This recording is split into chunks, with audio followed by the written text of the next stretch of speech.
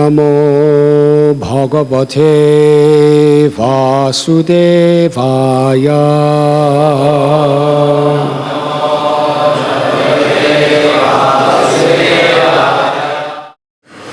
We are reading from Srimad Bhagavatam, Canto 4, Chapter 6, entitled Brahma Satisfies Lord Shiva. Text 27.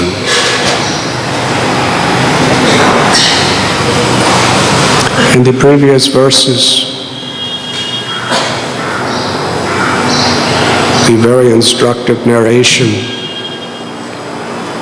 of Daksha's offense to Lord Shiva are presented. Daksha was such an exalted person that when he came into the room, the greatest of sages, Brahmins, demigods, stood up out of respect to welcome him.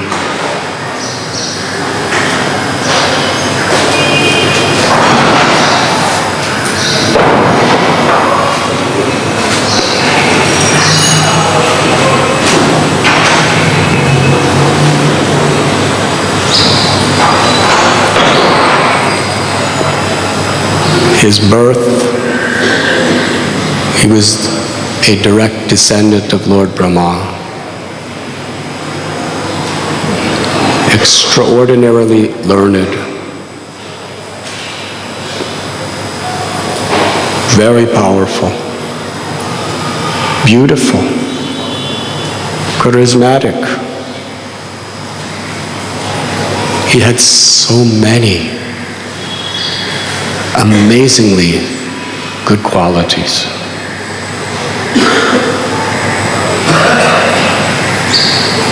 So much so that the rulers of the universe, the descendants of Bhrigu, they all stood up in reverence to receive him.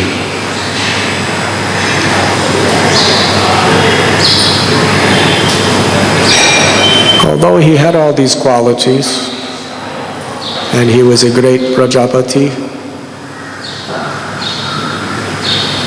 he would get his daughters married to people like Kashyapa Muni, such great person. He was not ordinary.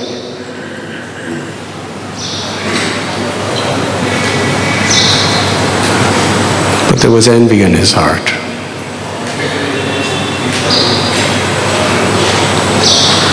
Where there is pride, there must be envy. We become proud because we think ourselves the doer.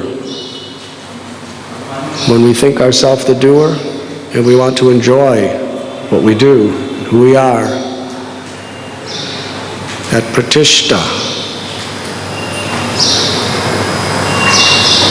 puts us in competition with others.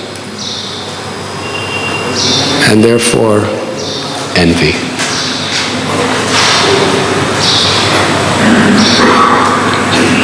When we're envious,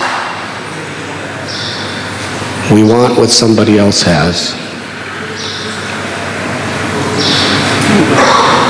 And with our intelligence, we can justify in so many ways to prove to ourselves, to prove to others, that we're not actually envious. It's just my service.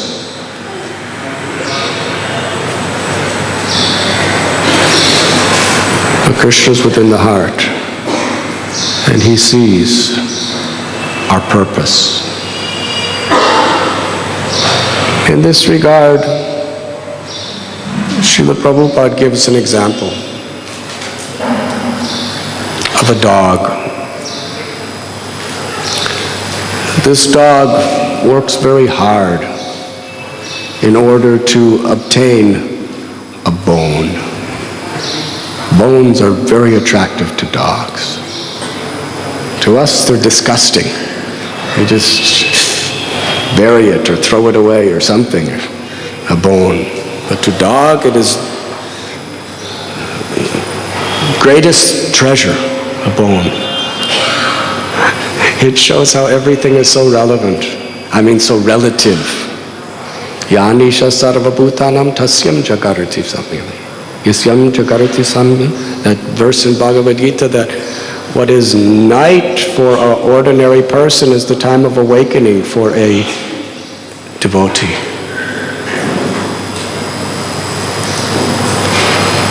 People of this world are very much awake to sense gratification, both gross and subtle. But for an introspective sage, they are very much asleep to those things. They're very much awake to humble devotional service to the Supreme Lord, to fixing their mind on the Supreme Lord by hearing and chanting His glories. And to ordinary people, they are sound asleep to those things.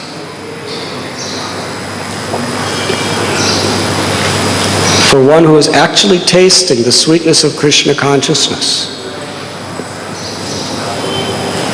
the satisfactions of this world are like a contaminated, filthy bone. Yamunacharya, he says the king of all pleasures, sex life. He says, when I used to enjoy this, but now just the thought of it makes me spit at the thought. My lips curl in distaste. How is that? Srila Prabhupada says, for a devotee, gold, which is so precious to materialistic people, is as abominable as yellow stool,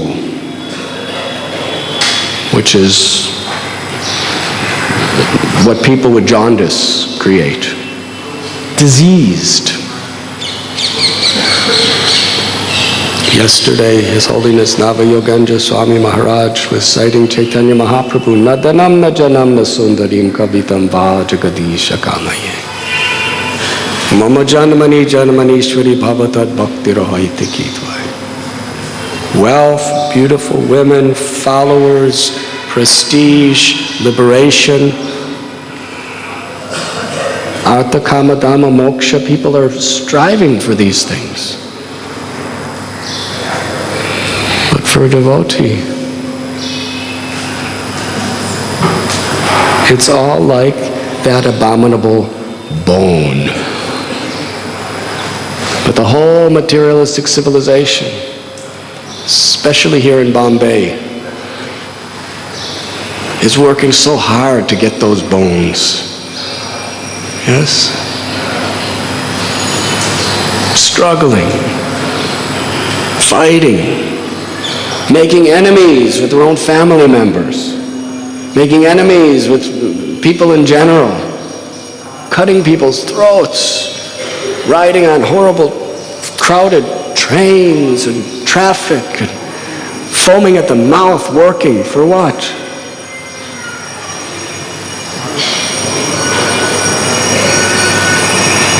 For a devotee, all they're working for, it's like that, is as worthless as that bone. Sense gratification. But for dog, there's no greater treasure than that bone.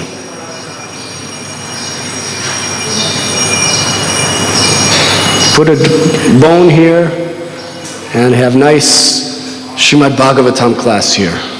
Where will the dog go? So yes, this particular dog, he worked very hard to get a bone, and he got it. My bone. Ruff, ruff. He had his bone in his mouth, locked in that mouth. He wasn't going to let anyone else take it away.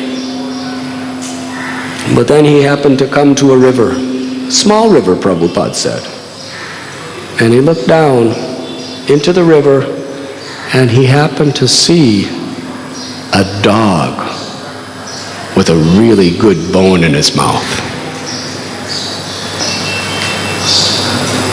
Of course, it was his own reflection. But he didn't see that. He just saw another dog with a bone in its mouth. And he was thinking, if I had that bone too. He was envious of that dog who had that bone. So he decided, I'm going to get it. And he lunged in to try to get that bone from that other dog. But in the process, he dropped his own bone into the river. And the result? He dove into a reflection and lost his bone. So Srila Prabhupada tells in this regard, this is the nature of envy. We can never get enough in this world. Whether it's gross sense gratification, or whether it's the subtle gratification for profit, adoration, distinction, you can never get enough. Why we can never get enough? Because the whole purpose why we're in this world is we're trying to be God. Krishna is the supreme enjoyer. He is Purusha. Our constitutional nature is Prakriti. We are meant to be enjoyed by God. If we can simply accept this principle and serve Krishna to be enjoyed by Him, Krishna shares all of His ecstasies with us. His ecstasies are supreme. He fills us with His love, with His ananda. But if we want to be that God, if we want to be the proprietor, the controller, and the enjoyer, then Krishna just withdraws. He withdraws the Yogamaya potency and puts us under the control of the Mahamaya approach, Bahiranga Shakti. And here, everyone is trying to be enjoyer, which means everyone is trying to take the role of God. And therefore, God's potential to enjoy is unlimited. And the spirit soul is trying to find ultimately the ecstasy of love of God, which is unlimited. As long as the soul needs desperately that love of God, which is unlimited, all the pleasures of this world are so sickeningly limited and temporary. Therefore, we can never be satisfied. Hiranyakashipu, as an example, he was the king of the universe. He had all the demigods bowing down to him. Even the sage Narada would bow down to him. But was it enough? Not at all. And if you had all that, you would not be satisfied either. Burns like fire. The more you give material desires, the more it needs.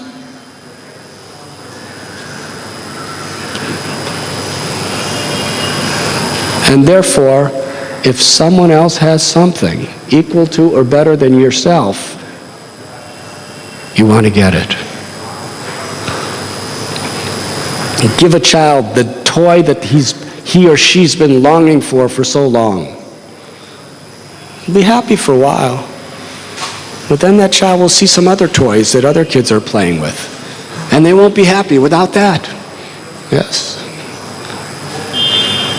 It's human nature. And in the process of trying to get something we can never get, we lose what we have. That is material life, according to this analogy of Srila Prabhupada. So here we have Daksha. We're giving a Vedic psychological analysis of Daksha today, according to Srila Prabhupada's standards. Here we have Daksha. He has the most unbelievable position. So much respect, so much honor, everyone standing up. But he was envious of Lord Shiva. Because Lord Shiva had some things that he did not have. He was more worshipable than him. Shiva is more worshipable than Daksha. And what made things even more excruciating is Shiva was his son-in-law. So he considered, according to the material conception, that I am in a superior position as his father-in-law. It wasn't that he just didn't stand, it's that he envied him from the first place. And for one who has been honored, dishonor is worse than death. Shiva didn't dishonor him, he just didn't stand up.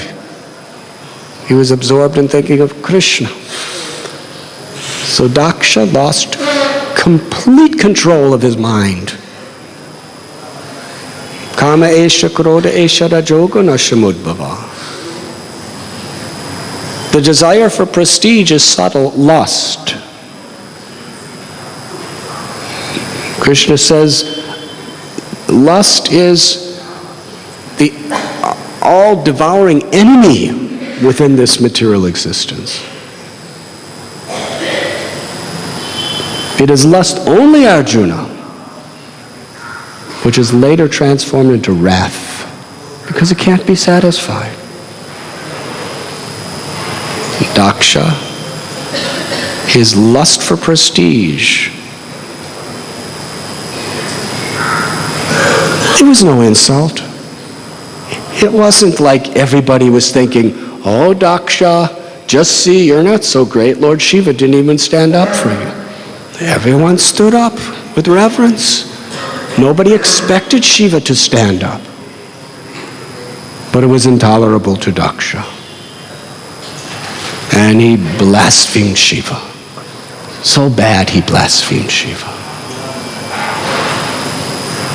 And there were curses and counter curses, and Shiva left. And we know the story of how Sati wanted to go because there was going to be a beautiful sacrifice that her father Daksha was going to be performing, and so many of her relatives and friends and attractive people were coming to this social event. She wanted to go. Lord Shankar warned her, your father is not favorable to me. But she insisted. So she went. And when Daksha blasphemed Shiva, he tolerated it. That's the difference between a great soul. Shiva was a well-wisher to Daksha. He just didn't stand up because he was meditating on Krishna. And there was no reason for him to. And Daksha went completely furious because of that.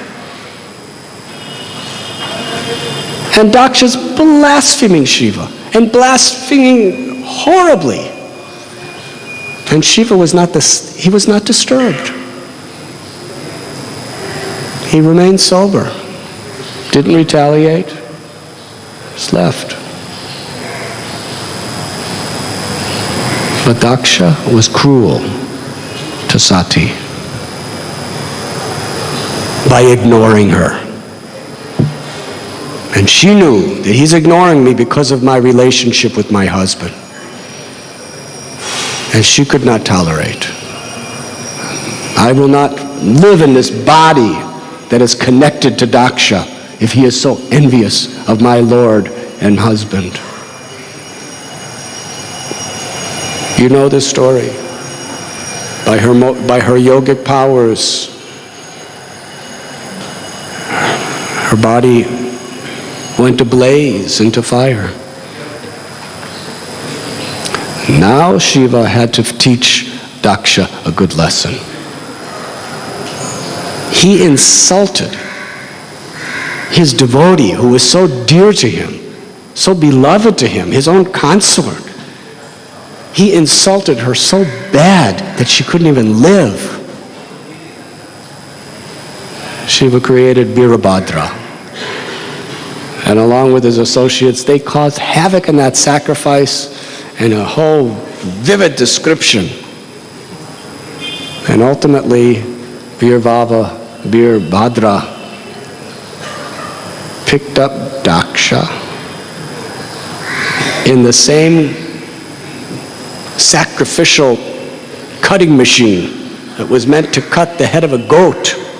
He stuck Daksha's head in there and cut off his head. But that wasn't enough. Because by yogic powers, you might be able to put his head back together. He took the head and threw it in the southern corner of the sacred fire. The head burned, finished, nothing left. Everybody, the followers of Shiva were joyous. They were jubilant, they were celebrating. Whereas the Brahmins and the demigods and everyone else was horrified. What happened? Now Brahma and Vishnu knew, they didn't come to that sacrifice because they knew something like this was going to happen. So Brahma tells the demigods, because you offended a great soul, therefore your whole sacrifice was ruined. Whatever sacrifice we're doing, if we offend great souls, it's ruined. Because sacrifice is yajna. And Lord Vishnu or Krishna is yajna purusha. He's the enjoyer of sacrifice. The only purpose of a sacrifice is to please the Supreme Lord. If you offend his devotee, no matter what sacrifice you do, he's not pleased. It's ruined. Like Bali Maharaj. He was doing a sacrifice. Big sacrifice. Under the supervision of Shukracharya, his guru. And then Vamanadev comes and asks for 3 steps of land. Like a little beggar, brahmachari. And Shukracharya says, don't give it. Bali Maharaj was going to give it. He said, don't. You already said, don't give it. He's Vishnu. With 2 steps, he's going to take everything you have, and then with the 3rd step, you're not going to be able to pay him back, and he's going to punish you. And Shukracharya was very expert. He says, you won't be violating any principles. Because truthfulness is very important, but for the sake of saving yourself in an emergency situation, or for the sake of saving other living beings in an emergency situation, there's a exception where you could bend the truth or not follow what you have said, promised. Yes? You don't have to fulfill your promise. So he gave him every justification. And not only that, he ordered him not to give Vamanadev anything. But Bali Maharaj was the grandson of Prahlad. And he decided, let anything happen to me, but I will not violate my promise to a Brahmin. Shukracharya cursed him. You lose everything. And this is not like a curse from your husband or your wife.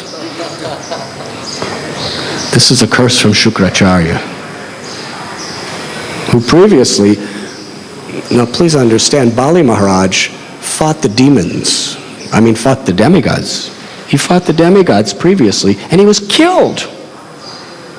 The Devatas lost the whole battle, and Bali was dead.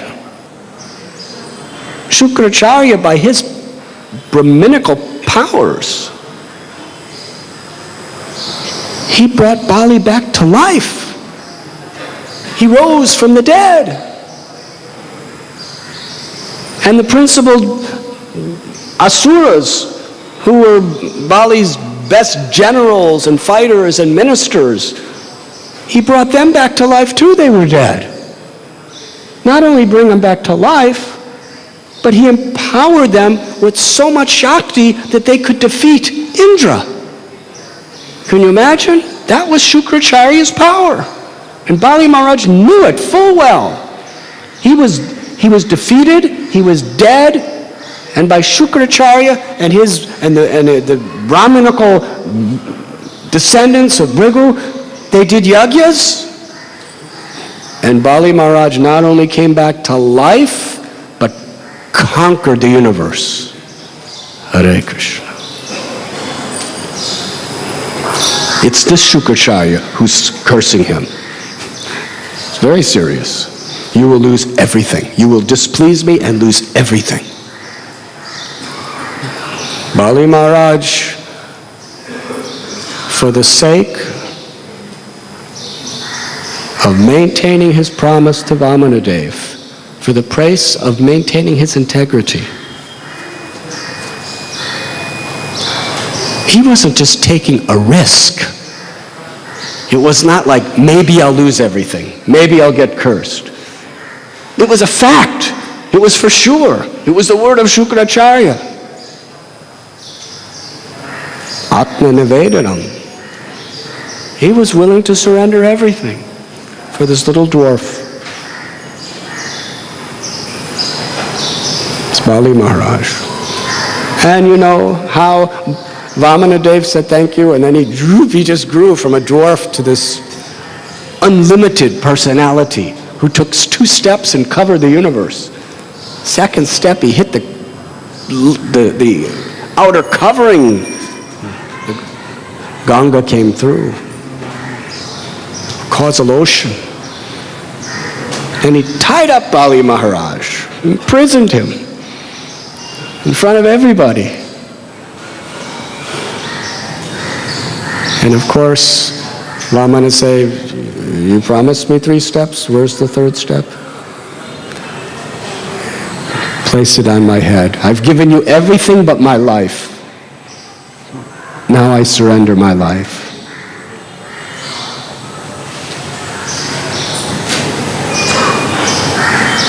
Vamanadev was so pleased with Bali Maharaj. At the end of the whole yajna, at the end of this whole scene, Vamanadev turns toward Shukracharya and says, now you are his guru. Please, in the execution of Bali's yajna, whatever faults he has done, please tell us what it is, and then if you can perform some yajna to rectify those faults. Because performing yajna, especially in those ages of Satya Yuga, Treta Yuga, everything had to be perfect. Faults could become disastrous. But even then, Shukracharya said, whatever faults may be in a yajna, whatever discrepancies, they are all completely nullified and everything becomes all auspicious when the devotee chants your holy names.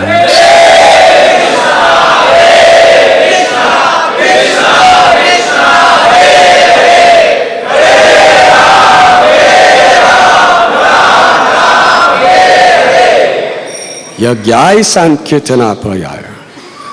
In the age of Kali Yuga, Sri Chaitanya Mahaprabhu specially descends to teach the most powerful of all yajnas, the only one that works in Kali Yuga. Nam Sankirtan, chanting of the names. What a wonderful connection. Shukracharya himself says, in any discrepancy, in any fault, in performing a yajna, it's all nullified and everything becomes all auspicious when one chants your holy name, my Lord.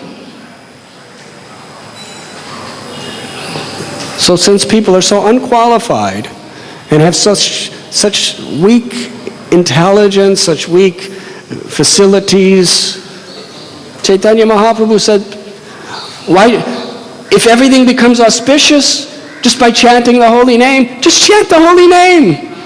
You don't have to do all these other things. Just chant the holy name. It's the only yajna that is relevant in the age of Kali. Other yajnas may create auspiciousness, help to make people take their vows seriously and all of these other things. But factually, all the yajnas, what make the yajna really is throughout it we're chanting the Lord's names.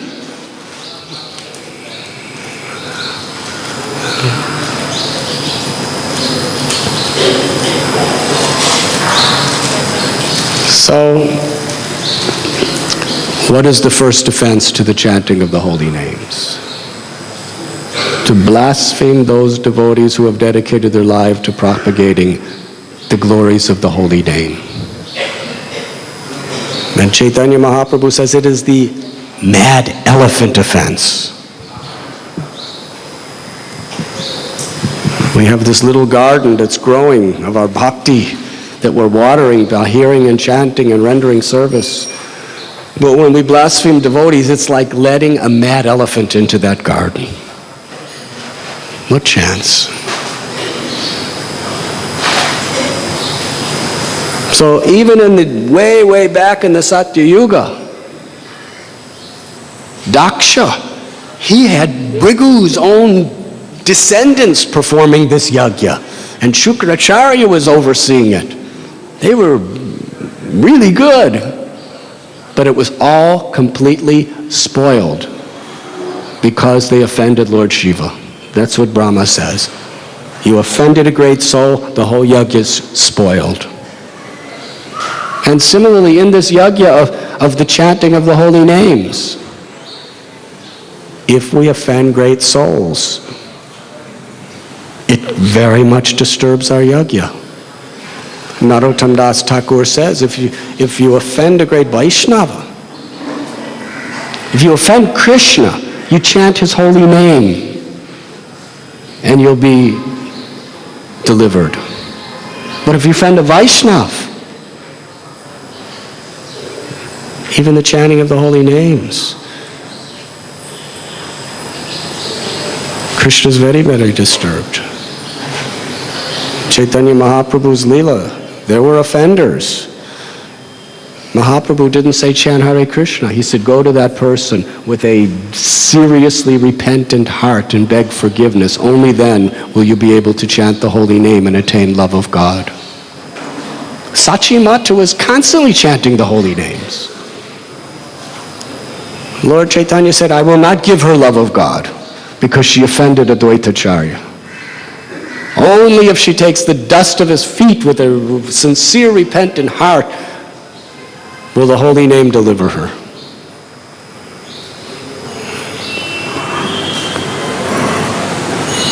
So Brahma is explaining, in essence, these principles in this chapter. And he's telling demigods, now we should all go to Kailash and we should beg forgiveness for Lord Shiva for all that has happened. Vaishnavanam yata Shambhu. He's such a great Vaishnava. Certainly he will forgive us. Lord Shiva drank the whole ocean of poison just to show compassion to all living entities. So in this particular verse, we find the demigods on their celestial airplanes traveling to Kailash. And there's a beautiful description of what Kailash is like. Today when you go to Mount Kailash here, you just see snow. We know some devotees who have gone to Mansarovar near Kailash, and there are all kinds of austerities they're performing. Getting sick and getting dizzy from the heights.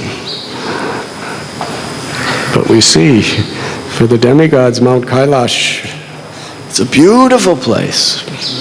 It's beyond the heavens. And here these celestial planes are coming down. And Prabhupada is explaining the nature of these planes, airplanes. Today, we think we are very advanced with our, Prabhupada would call them aeroplanes, with our aeroplanes.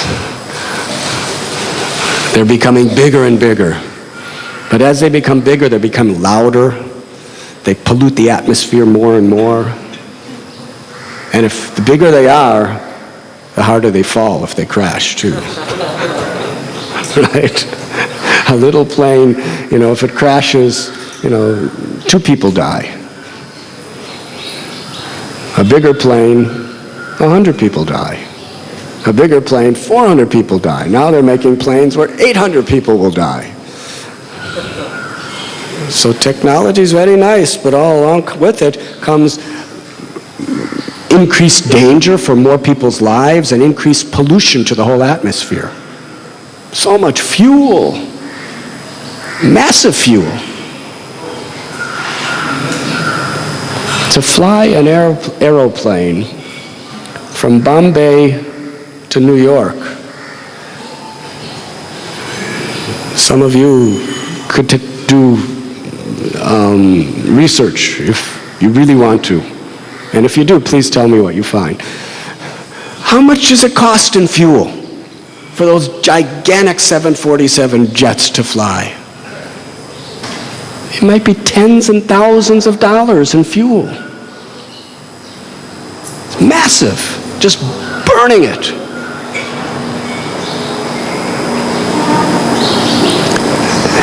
And why is fuel prices going up? Why is oil prices going up? The reason is because the oil's down. Do you know why America became the giant economic nation of the world? Because of its oil fields. It was the only country that was really drilling oil. And they had large amounts of oil in the states of Oklahoma, Texas, and those places. And therefore, they were exporting oil wherever people needed it. Especially around the time of World War II. World War I, World War II, they were just drilling oil. And they had so much. And therefore they had so much power in the sense of being able to power material things. But now, why they don't drill oil? Because they drilled so much. The oil's way, way, way down now. They got everything from the top. It's like if there's a well of water that's on the top, and you take everything from there, and there's nothing else coming in. You have to go down and down and lower and lower and lower, and you have to put the bucket lower. At the beginning, you just dip the bucket and go. Then a little later, you have to put a rope on it and go. Then a little later, down, and soon you're going, help me, help me, help me. It's so far down. So the oil's going so far down, and it costs so much money to get it from way, way down there. It's a big problem. People can't afford it. So then they start going to other countries where it's not so far down, but it's going down everywhere. So these big, big airplanes, someday, it's going to cost about $10,000 to fly on those big airplanes because the oil is going to be so costly.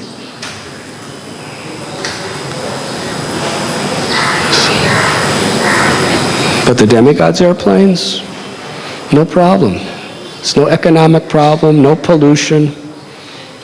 Vedic hymns. They're just chanting these wonderful mantric hymns, Prabhupada says.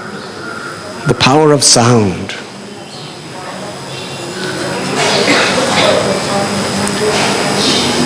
Even on the gross material level, we see how sound affects people. technology is so much centered around sound vibration. The great yogis, they understand the inner essence of this sound vibration and how to invoke powers from sound.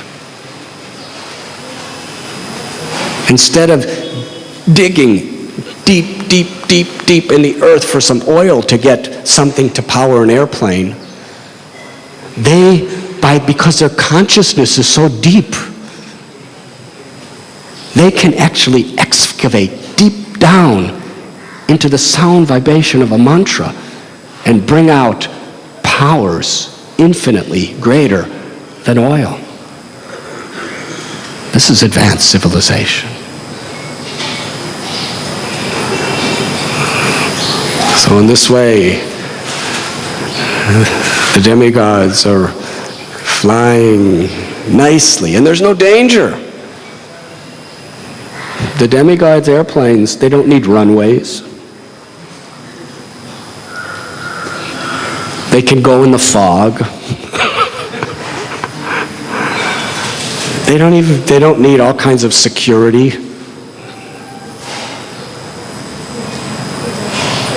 And there's no danger. They don't even have safety belts or vomit bags. They're playing completely nice. They don't even get jet lag. Can you imagine? If I fly to Calcutta, I get jet lag. Demigods can fly from planet to planet and there's no jet lag. So nice. Because of the way they're traveling. So they're all coming to meet Lord Shiva to beg forgiveness so that they can complete the yajna. And what we'll find in future pages is Lord Shiva, when they're begging forgiveness, and Daksha saying, forgive Daksha too. Brahma is saying, please forgive this Daksha too. Lord Shiva says, actually, I was never even angry. I just had to teach him a lesson, that's all. He was so covered over. He's my son-in-law. My father-in-law. I had to teach him a lesson. I had to teach him a lesson. I had to teach the world a lesson. Actually, I like Daksha. He wasn't angry. He wasn't envious.